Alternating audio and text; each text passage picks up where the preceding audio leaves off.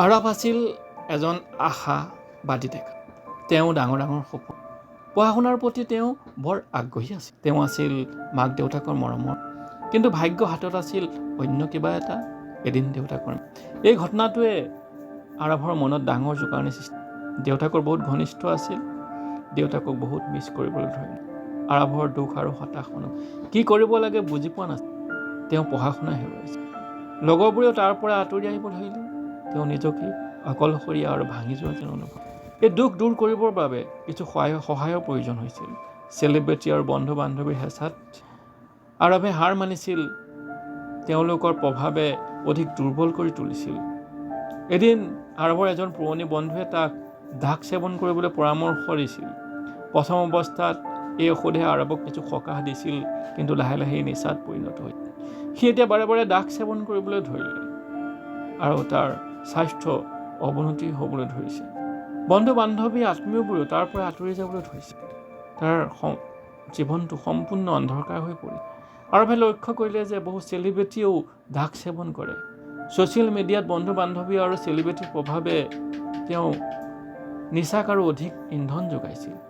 পুত্ৰৰ অৱস্থা দেখি আৰৱৰ মাকে দুখী হৈ পৰিছিল, বুজাইছিল চেলিব্ৰিটি আৰু বন্ধু বান্ধৱীৰ সংগ ভুল, ড্ৰাগছে কেতিয়াও সমস্যা সমাধান নকৰে।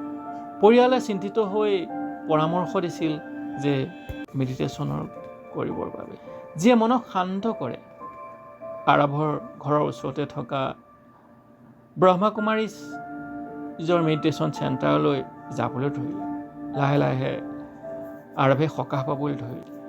ধ্যানে আৰৱৰ জীৱনলৈ এক নতুন মূৰ কঢ়িয়াই আনিলে। তেওঁ উপলব্ধি কৰিছিল প্ৰকৃত সুখ বাহ্যিক বস্তুত নহয়, নিজৰ ভিতৰতে নিহিত হৈ আছে। ড্ৰাগছ আসক্তি সম্পূৰ্ণৰূপে এৰি দিছিল।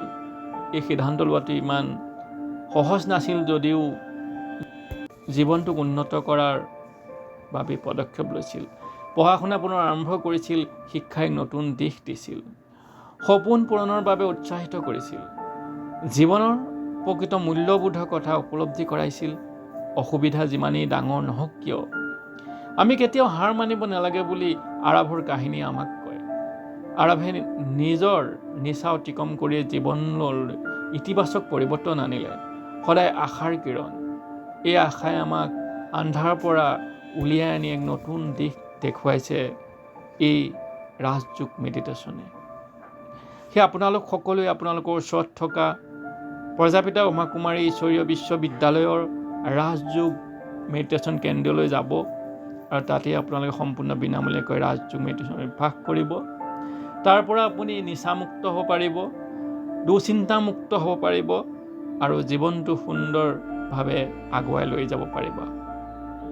এই ভিডিঅ'টো ব্ৰহ্মাকুমাৰীজৰ মেডিকেল উইংছৰ দ্বাৰা প্ৰচাৰিত। আপোনালোক সকলোৱে এই ভিডিঅ'টো সকলোকে শ্বেয়াৰ কৰিব। ওম শান্তি।